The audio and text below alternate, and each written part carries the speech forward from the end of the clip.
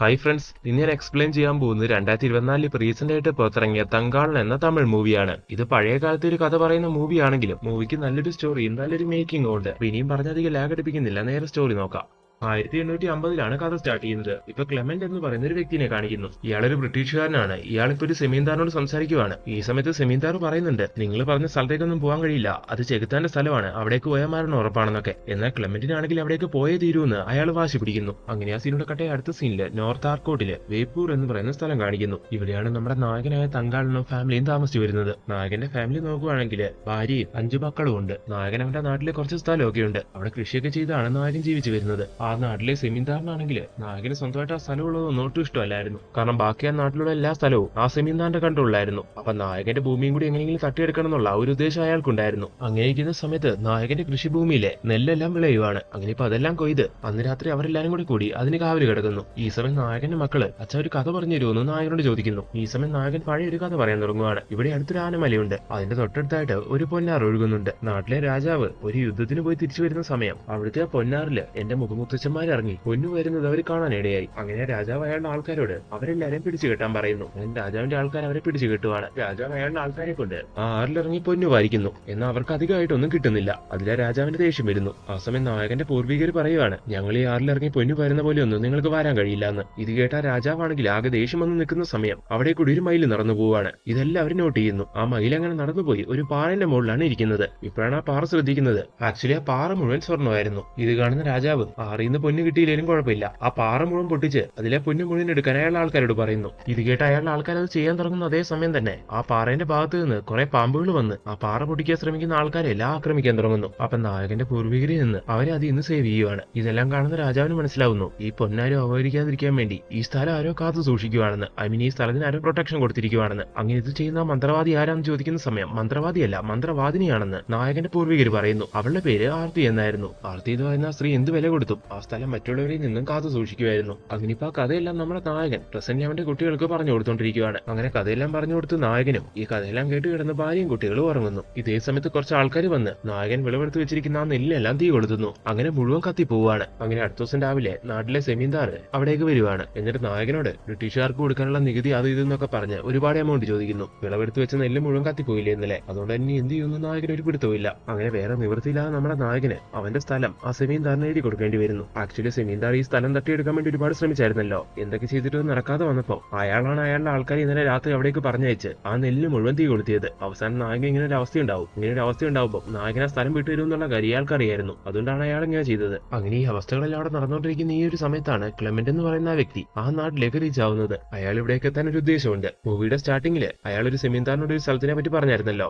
അത് ആ സ്വർണ്ണം എല്ലാം എടുക്കുന്ന സ്ഥലമായിരുന്നു. അവിടെ പോയി സ്വർണ്ണം എടുക്കുക എന്നുള്ളത് കുറച്ച് ഹൈ റിസ്ക് ആയിട്ടുള്ള കാര്യമല്ലേ. എന്നാൽ ഈ നാട്ടിൽ താമസിച്ചുകൊണ്ടിരുന്ന നായകന്റെ പൂർവികര് ആ സമയത്ത് അതൊക്കെ വളരെ നിസ്സാരമായിട്ട് ചെയ്തിട്ടുണ്ടായിരുന്നല്ലോ. സോ ഇപ്പൊ ക്ലെമന്റ് ആഗ്രഹിക്കുന്നത് ഇവരെ കൊണ്ട് തനിക്കും ചെയ്യിപ്പിക്കാന്നാണ്. ആ ഒരു ഉദ്ദേശത്തിലാണ് അയാൾ ഇവിടേക്ക് എത്തിയിരിക്കുന്നത്. ഇത് കേൾക്കുന്ന നാട്ടുകാരിലെ ഭൂരിഭാഗം ആൾക്കാരും ഞങ്ങൾ ഇനി പണിക്കില്ല എന്നൊക്കെ പറഞ്ഞ് അതിൽ നിന്ന് പിന്മാറുവാണ്. എന്നാൽ നായകനാണെങ്കിൽ ഇത് കേട്ടപ്പോൾ ഇൻട്രസ്റ്റ് വന്നു. കാരണം പ്രസന്റിൽ നായകനാണെങ്കിൽ കൃഷി ചെയ്തതെല്ലാം നഷ്ടപ്പെട്ട് സ്ഥലവും കൈവിട്ടു പോയി ആകെ ഒരവസ്ഥയിൽ നിൽക്കുമല്ലേ. ഇത് ദയവായിട്ട് നായകനെ കൊണ്ടേ കൊടുത്തൊരു ചാൻസ് ആണ്. അങ്ങനെ ഇത് ചെയ്യാൻ ആഗ്രഹിക്കുന്ന നായകൻ നാട്ടുകാരെയും കൺവിൻസ് ചെയ്യുവാണ്. നമ്മളിപ്പോ കുറച്ച് റിസ്ക് എടുക്കാനും ഒക്കെ ആയാൽ നമുക്ക് വലിയ നേട്ടങ്ങൾ ഉണ്ടാക്കാം. എന്നാൽ നായകൻ എത്രയൊക്കെ പറഞ്ഞിട്ട് നാട്ടുകാരും ഒക്കെ ആവുന്നില്ല. ഏറ്റവും നായകൻ അതിൽ നിന്ന് ഒരു 3 പേരെ കൺവിൻസ് ചെയ്യുന്നു. അതുപോലെ നായകൻ പിന്നെ അവന്റെ മകനും. അങ്ങനെ ടോട്ടൽ 5 പേര് സെറ്റ് ആവുകയാണ്. അങ്ങനെ ഈ സെറ്റായ 5 പേരും കൂടി ഒരു ആദ്യഘട്ട പരീക്ഷണം എന്നുള്ള രീതിയിൽ അങ്ങനെ ക്ലെമന്റിന്റെ കൂടെ അവിടേക്ക് പോകാൻ തുടങ്ങുന്നു. അങ്ങനെ അവർ ട്രാവൽ ചെയ്ത് ആ ഒരു സ്ഥലത്തേക്ക് എത്തുന്നു. ഇതിനപ്പുറത്തേക്ക് വന്ന റിസ്ക് ആണ്. അതുകൊണ്ട് ഞാനില്ലാന്നും പറഞ്ഞ സെമീന്ദർ ഈ സമയം അവിടുന്ന് തിരിച്ചു പോകുന്നു. ഇനി മുന്നോട്ടുള്ള യാത്രയിൽ നായകനടക്കമുള്ള 5 പേരും ക്ലെമന്റും അയാളുടെ മകനായ വില്യവും പിന്നെ അവരുടെ കൂടെയുള്ള ഒരു വെള്ളക്കാരൻ ആർത്തർ, അങ്ങനെ ടോട്ടൽ 8 പേരാണുള്ളത്. ഇനി ആ സ്ഥലത്തേക്കുള്ള യാത്ര കുറച്ച് ദുർഘടമാണ്. അതായത് വലിയൊരു പുഴയെല്ലാം കടന്ന് വേണം പോവാൻ. അങ്ങനെ അവർ ഒരുമിച്ച് ആ പുഴയെല്ലാം കടന്ന് അങ്ങനെ പോകാൻ തുടങ്ങുന്നു. ഈ സമയം ആ പുഴയില് ആ സ്ഥലം കാക്കുന്ന ആർത്തി ഉള്ളതായിട്ട് നായകന് ഫീൽ ചെയ്യുവാണ്. അങ്ങനെ നായകനൊന്നും ഭയക്കുന്നുണ്ടെങ്കിലും നായകൻ ആ സാഹചര്യത്തിൽ നോക്കിയാവുന്നു. എല്ലാം തന്റെ തോന്നലാണെന്നൊക്കെ നായകന് മനസ്സിലാവുന്നു. അങ്ങനെ ആ പുഴയെല്ലാം കഴിഞ്ഞ് അവർ വീണ്ടും ട്രാവൽ ചെയ്യുന്ന സമയം കുറച്ചും കൂടി ദൂരേക്ക് എത്തുമ്പോൾ അവരൊരു ആനമല കാണുന്നു. ഈ മല കാണുന്ന സമയത്ത് നായകൻ എന്ന് പറഞ്ഞു കൊടുത്ത കഥയിലെ ആ മലയാണല്ലോ എന്നുള്ള കാര്യം അവന്റെ മകന് മനസ്സിലാവുന്നുണ്ട്. അങ്ങനെ അവൻ അതിനെ പറ്റി നായകനോട് ചോദിക്കുന്നു. ഇത് ആ സ്ഥലമാണെന്ന് ഈ സമയം നായകൻ പറഞ്ഞു കൊടുക്കുന്നു. അവിടെ എവിടെയാ സ്വർണ്ണം ഉള്ളതെന്നുള്ള കാര്യം കറക്റ്റ് ആയിട്ട് നായകൻ അറിയാം. അങ്ങനെ നായകൻ അവിടേക്ക് പോകാൻ തുടങ്ങുന്ന സമയത്ത് ക്ലെമന്റ് ക്ലെമന്റ് ആണെങ്കിലും നായകനെ തടയുന്നു. നിങ്ങൾ എവിടേക്ക് കൊണ്ടുവന്ന് ഞങ്ങളല്ലേ, സ്വർണ്ണം എവിടെയുള്ള എന്നുള്ള കാര്യം ഞങ്ങൾ പറഞ്ഞുതരാം, അവിടെ തോണ്ടി നിങ്ങൾ അത് കണ്ടുപിടിച്ച് തന്നാൽ മാത്രം മതി. ഇത് കേട്ട നായകനും കൂട്ടരും ശരിയായിക്കോട്ടെ എന്ന് പറയുന്നു. അങ്ങനെ ഇപ്പൊ ക്ലെമന്റും ആർത്തറും കൂടി കൂടിയിട്ട് ഇവരെ അവിടെയുള്ള ഒരു സ്ഥലത്തേക്ക് എത്തിച്ചിട്ട് അവിടെ മുഴുവൻ അന്വേഷിപ്പിക്കുകയാണ്. എന്നാൽ ഇവർ വിചാരിച്ച പോലെ സ്വർണ്ണമൊന്നും കിട്ടുന്നില്ല. ഈ സ്ഥലത്ത് എത്രയൊക്കെ തോണ്ടിയാലും സ്വർണ്ണം കിട്ടാൻ പോകുന്നില്ല എന്നുള്ള കാര്യം നായകൻ അറിയായിരുന്നു. ഒരു ഘട്ടത്തിൽ നായകനാണെങ്കിൽ ഇത് ക്ലെമന്റിനോട് പറയുവാണ്. ഇത് കേൾക്കുന്ന ക്ലെമന്റ് എന്തായാലും അവർ പറഞ്ഞ സ്ഥലത്ത് സ്വർണ്ണം ഇല്ലല്ലോ, അതുകൊണ്ട് ഇനി അന്വേഷിക്കാനുള്ള ചുമതല നായകന് വിട്ടുകൊടുക്കാന്ന് വിചാരിക്കുന്നു. അതായത് നായകൻ സ്വർണ്ണം ഉണ്ടെന്ന് പറഞ്ഞ സ്ഥലത്തേക്ക് പോയി ഒന്ന് അന്വേഷിക്കാന്ന് വിചാരിക്കുന്നു. അങ്ങനെ ഇപ്പം നമ്മുടെ നായകൻ അവരെ എല്ലാവരും കൂട്ടിക്കൊണ്ട് സ്വർണ്ണം ഉള്ളതായിട്ട് അവൻ അറിയുന്ന ആ സ്ഥലത്തേക്ക് അങ്ങനെ ചെല്ലുവാണ്. അങ്ങനെ അവിടെ അവർ പണി തുടങ്ങുന്ന അതേ സമയം തന്നെ അവിടേക്ക് ഒരു കരിമ്പുലി വരുന്നു. എന്നിട്ട് ഇവരെ എല്ലാവരെയും ആക്രമിക്കാൻ തുടങ്ങുവാണ്. നായകനാണെങ്കിൽ ഒരുപാട് റിസ്ക് എടുത്ത് ആ കരിമ്പുലിയിൽ നിന്ന് അവരെ എല്ലാവരെയും സേവ് ചെയ്യുന്നു. ഒടുവിൽ അവൻ ആ കരിമ്പുലിനെ കൊല്ലുകയും ചെയ്യുവാണ്. ഈ സമയത്ത് നായകന്റെ മകന് മനസ്സിലാവുന്നു. അപ്പൊ അന്ന് നായകൻ പറഞ്ഞു കൊടുത്ത കഥയെല്ലാം റിയലായിരുന്നു എന്ന്. ഇപ്പോഴും വാർത്ത എന്ന് പറയുന്ന ലേഡി ഈ സ്ഥലത്തിന്റെ കാവലായി എവിടെ ഉണ്ടെന്ന്. അതിനുശേഷം അവരെല്ലാവരും കൂടി ആ സ്ഥലത്ത് സ്വർണ്ണം എല്ലാം അന്വേഷിക്കാൻ തുടങ്ങുവാണ്. ഇതേ സമയം അവർ ഈ ചെയ്യുന്ന കാര്യങ്ങളെല്ലാം ഒരു മലമുകളിൽ നിന്നുകൊണ്ട് കുറച്ച് ആൾക്കാർ ശ്രദ്ധിക്കുന്നതായിട്ട് കാണിക്കുന്നു. അതായത് ഒരു ലേഡിയും കുറച്ച് ആൾക്കാരും. എന്നിവർ ആരാണെന്ന് ഇപ്പം നമ്മളോട് പറയുന്നില്ല, കാണിക്കുന്നില്ല. എന്നാൽ അവർ ആ സ്ഥലത്ത് നിന്ന് സ്വർണ്ണം എടുക്കാൻ ശ്രമിക്കുമ്പോഴല്ല കുറെ തടസ്സങ്ങൾ ഉണ്ടാവാൻ തുടങ്ങുന്നു. അങ്ങനെ അവർ ഒരുപാട് കഷ്ടപ്പെട്ട് സ്വർണ്ണം അവരുടെ കയ്യിലേക്ക് എത്തി എന്നുള്ളൊരു അവസ്ഥയാവുന്ന സമയം ഇടിയും പെട്ടി അവിടെ മഴ പെയ്യാൻ തുടങ്ങുന്നു. അങ്ങനെ അത്രയും നേരം അവർ പരിശ്രമിച്ചതെല്ലാം വെറുതെ ആവുകയാണ്. അത് മാത്രമല്ല ഒരു ഇടിവെട്ടലില് ക്ലെമന്റ് എന്ന് പറയുന്ന ബ്രിട്ടീഷുകാരന്റെ മകനായ വില്യം മരിച്ചും പോകുന്നു. അങ്ങനെ ക്ലെമന്റ് ഒരുപാട് സങ്കടപ്പെടുന്നു. ഒരുപാട് സങ്കടത്തോടുകൂടി മകനെ അവിടെ തന്നെ അയാളടക്കം ചെയ്യുവാണ്.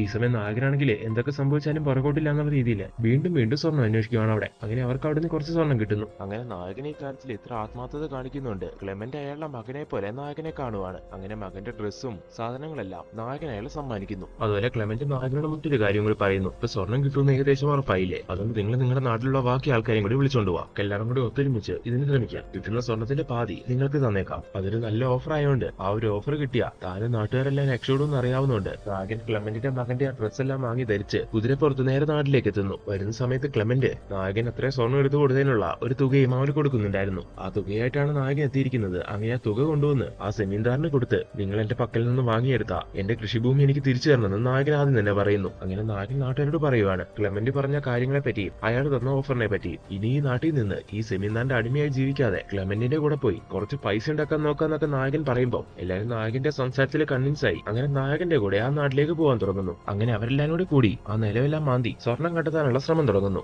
എന്നാൽ അവർ ഒരുപാട് ശ്രമിച്ചിട്ടും അങ്ങനെ സ്വർണ്ണം ഒന്നും കണ്ടു കിട്ടുന്നില്ല. എന്നാലും നാട്ടുകാർ പണിയെടുത്തതിനുള്ള കൂലി ക്ലെമന്റ് അവർക്ക് കൊടുക്കുന്നുണ്ട്. അതുകൊണ്ട് തന്നെ അവര് ഹാപ്പി ആയിരുന്നു. ഈ സമയത്തെല്ലാം നായകന്റെ മൈൻഡിൽ ആ സ്ഥലം കാത്തു സൂക്ഷിച്ചുകൊണ്ടിരുന്ന ആർത്തി അവിടേക്ക് വരുന്നതായിട്ടും ഇതിനെ തടയുന്നതായിട്ടൊക്കെ ഫീൽ ചെയ്യുന്നുണ്ട്. അങ്ങനെ ഇരിക്കുന്ന സമയത്ത് അന്ന് ആ മലയുടെ മുകളിൽ നിന്ന് ഈ കാര്യങ്ങളെല്ലാം വീക്ഷിച്ച ആ ലേഡിനെ ആൾക്കാരെ കാണിക്കുന്നു. ശരിക്കും ലേഡി ആരാണെന്നറിയാവോ? അത് ആർത്തിയായിരുന്നു. അതായത് ആർത്തി വംശത്തിൽപ്പെട്ട മറ്റൊരു പെണ്ണായിരുന്നു. ഈ ഭൂമി മറ്റുള്ളവരിൽ നിന്ന് കാത്തു സൂക്ഷിക്കുക എന്നുള്ളതാണ് ഇവളുടെ ലക്ഷ്യം. അങ്ങനെ ഇപ്പൊ ആ കാര്യങ്ങളെല്ലാം കാണിച്ചുകൊണ്ട് വീണ്ടും പ്രശ്നത്തിലേക്ക് വരുന്നു. ഇത്രയും ദിവസം കുഴിച്ചിട്ടും സ്വർണ്ണമൊന്നും കിട്ടിയില്ലെങ്കിലും നായകനും നാട്ടുകാരും ഒട്ടും പിന്തിരിഞ്ഞിട്ടില്ല. എങ്ങനെയെങ്കിലും സ്വർണ്ണം കണ്ടുപിടിക്കാൻ കഴിയുന്നുള്ള ഒരു ശുഭാപ്തി വിശ്വാസത്തില് അവര് വീണ്ടും പണിയെടുത്തുകൊണ്ടിരിക്കുന്നു. ഇങ്ങനെ ഇരിക്കുന്ന സമയത്ത് ആ പാമ്പുകൾ ഇറങ്ങി വന്ന ആ പാറയെ പറ്റി നായകൻ ആലോചിക്കുകയാണ്. ആ പാറയുടെ അടുത്തേക്ക് ചെല്ലുന്നവരെ പാമ്പ് കൊത്തണമെങ്കിൽ തീർച്ചയായിട്ടും ആ പാറയ്ക്ക് കാവലായിട്ടായിരിക്കണം ആ പാമ്പുകൾ ഉണ്ടാവുക. അങ്ങനെയാണെങ്കിൽ ആ പാറ പൊട്ടിച്ച് നോക്കണം ഈ സമയം അവർ പ്ലാൻ ചെയ്യുന്നു. അങ്ങനെ ഒരുപാട് റിസ്ക് എടുത്ത് ആ പാമ്പിനെല്ലാം അവിടെ നിന്ന് ഓടിച്ച് അവരതിന് ശ്രമിക്കുവാണ്. അങ്ങനെ ആ പാറയുടെ ഒരു ഭാഗം പൊട്ടിച്ചു നോക്കുന്ന സമയം അതിനകത്തേക്ക് വലിയൊരു ഗുഹയുള്ളതായിട്ട് അവർ കണ്ടുപിടിക്കുന്നു. അങ്ങനെ ആ ഗുഹ തുറന്ന് അതിനകത്തേക്ക് കയറുന്ന സമയത്താണ് അവർ ശരിക്കും പറഞ്ഞാൽ ഞെട്ടിപ്പോകുന്നത്.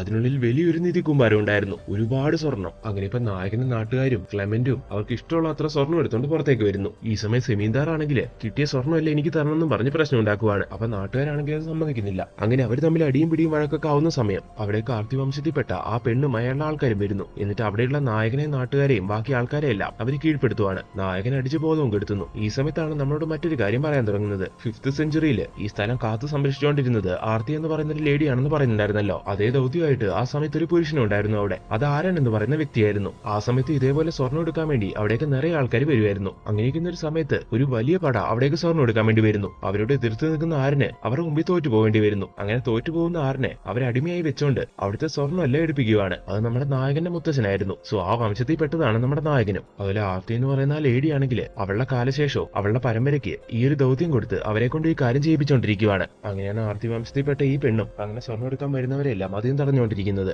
അങ്ങനെ ഇപ്പൊ അടികൊണ്ട് മയങ്ങി കിടക്കുന്ന നായകന്റെ മൈൻഡിലേക്ക് ഇതേപോലുള്ള കുറെ കാര്യങ്ങളെല്ലാം കണക്ട് ആവുന്നു. അങ്ങനെ നായകന് മനസ്സിലാക്കുവാണ് താനപ്പോ ഈ വെള്ളക്കാരുടെ കൂടെയല്ല ആർത്തിന്റെ കൂടെ നിൽക്കേണ്ട ആളാണെന്ന്. അങ്ങനെ ആർത്തിനെ ആക്രമിക്കാൻ വരുന്ന വെള്ളക്കാർക്കെതിരെ നായകൻ പോരാടാൻ തുടങ്ങുന്നു. അതിനൊടുവിൽ നായകന് ആ ക്ലെമന്റിനെയും കൊല്ലേണ്ടി വരുവാണ്. അതിനുശേഷം ആർത്തിന്റെ അടുത്ത് നിന്ന് നായകൻ കരഞ്ഞു പറയുവാണ്, ഈ ഭൂമി മറ്റുള്ളവരിൽ നിന്ന് കാത്തു സൂക്ഷിക്കേണ്ടത് നമ്മുടെ കടമ തന്നെയാണ്. എന്നാൽ എന്റെ നാട്ടുകാരുടെ ഇപ്പോഴത്തെ അവസ്ഥ വല്ലാത്ത മോശമാണ്. അതുകൊണ്ട് ഈ സ്വർണ്ണത്തിൽ നിന്ന് കുറച്ച് അവർക്ക് കൊടുക്കണം. അതിന് നീ എന്നെ അനുവദിക്കണം. ഇത് കേൾക്കുന്ന ആർത്തി അതിന് അവന് പെർമിഷൻ കൊടുക്കുന്നു. അങ്ങനെ നായകൻ എടുത്തുകൊണ്ട് വന്ന സ്വർണ്ണത്തിൽ നിന്ന് നാട്ടുകാർക്ക് നാട്ടുകാർക്ക് ആവശ്യമുള്ളത് കൊടുക്കുവാണ്. അങ്ങനെ നാട്ടുകാർ ഹാപ്പിയാവുന്നു. അതിനുശേഷം നാട്ടുകാരെല്ലാരും നായകന്റെ ആർത്തിന്റെ അതേ മൈൻഡ് സെറ്റോടെ അവരോടൊപ്പം ആ നാട് കാക്കാൻ വേണ്ടി റെഡിയായി നിൽക്കുവാണ്. ഇനി ആര് വന്നാലും അവരെ എതിർത്ത് ആ സ്ഥലം കാത്തു സൂക്ഷിക്കുന്നു പറഞ്ഞുകൊണ്ട് അങ്ങനെ എല്ലാവരും ഒരേ മൈൻഡ് സെറ്റോടെ അങ്ങനെ നിൽക്കുന്നത് കാണിച്ചുകൊണ്ടാണ് ഈ ഒരു മൂവി എൻഡ് ചെയ്യുന്നത്.